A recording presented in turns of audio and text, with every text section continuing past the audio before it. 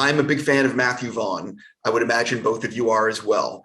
For fans of his, what do you think might actually surprise them to learn about Matthew and the way he works on set?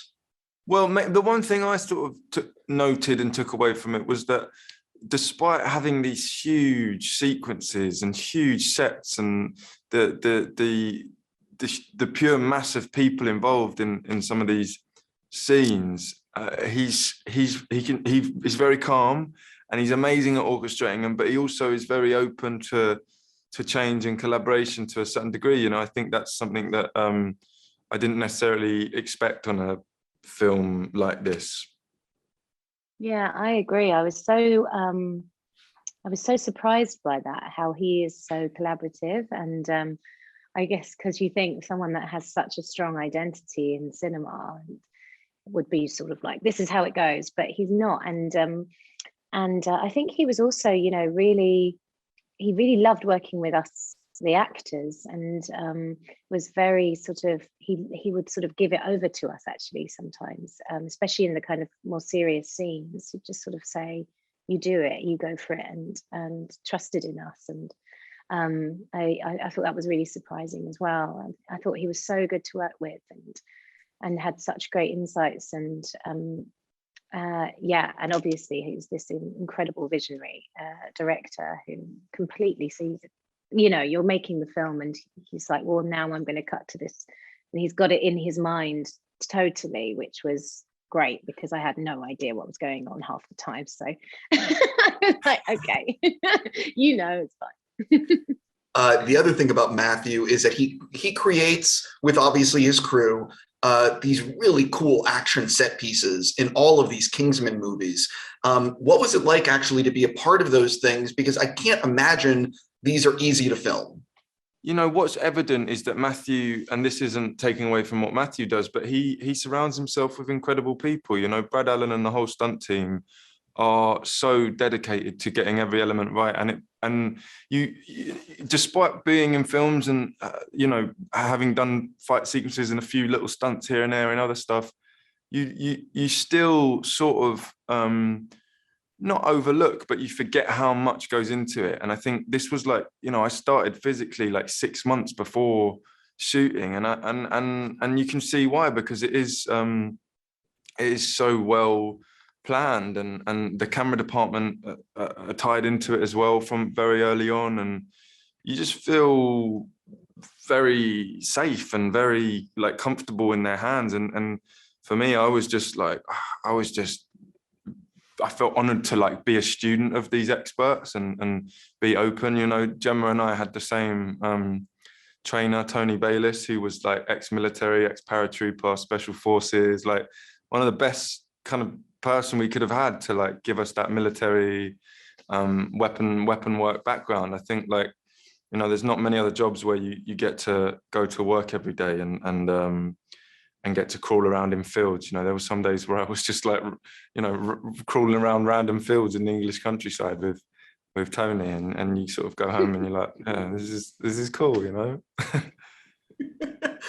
Well, maybe switching to something else, I really dig how this film incorporates real history into the telling of this story. Can both of you talk a little bit about your reaction to reading the script for the first time and seeing the way he was twisting it all together?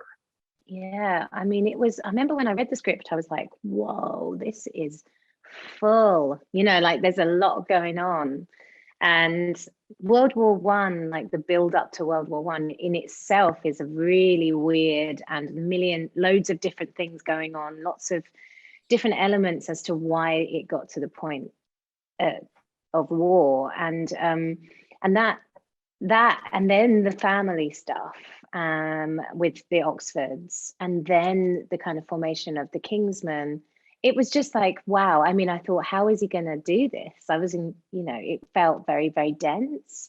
But when I saw the film, I thought he'd done an amazing job at getting all of that in there, but making it understandable and palatable, and also making you still care for the characters, because sometimes with films with so much event in them, you don't care for the characters because there's not enough time to kind of invest in them.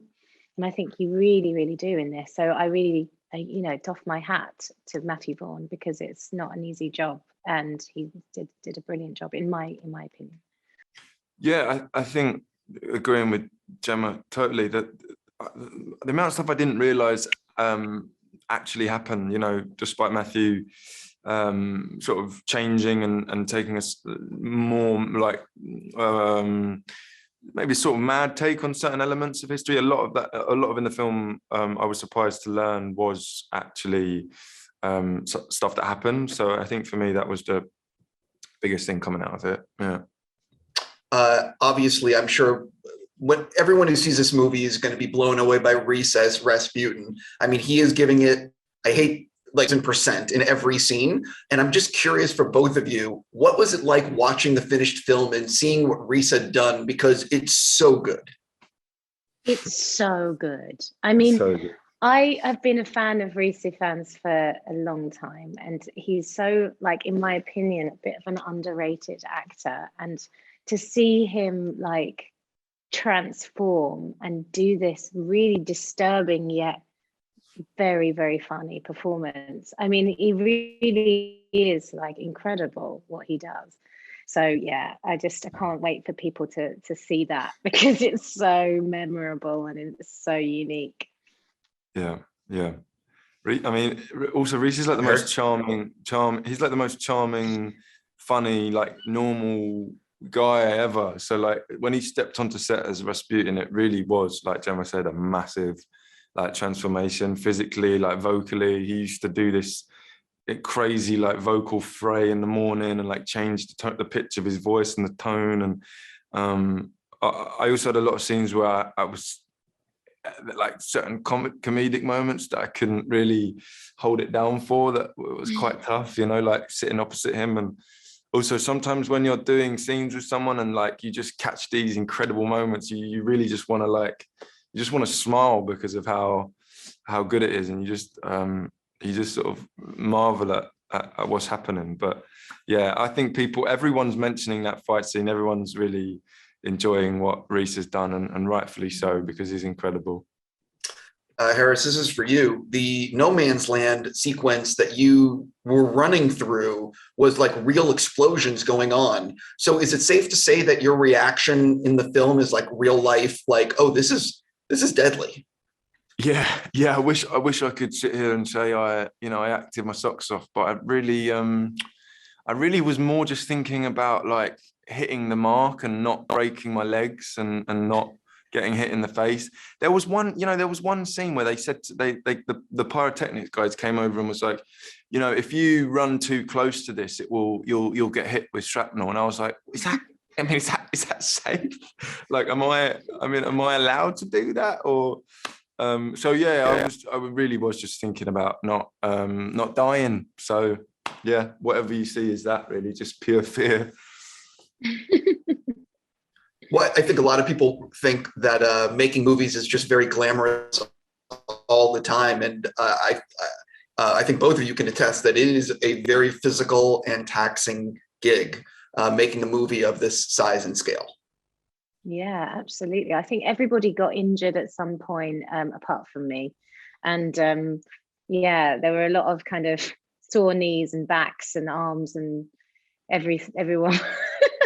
And most of the time you're cold, you're so freezing. There's, you know, it's one thing. I mean, obviously not complaining, because we are so lucky to do the job that we do. It's the best job in the world, and very lucky to do it. But you are often very cold, and you've got to look like you're kind of warm, and you're freezing. That was probably my experience, just being very cold. Yeah, I've heard that from a number of actors on many things. I gotta go. I'm just gonna say congrats on the movie. You guys, again, did such a great job. Good luck with the rest of your speed dating.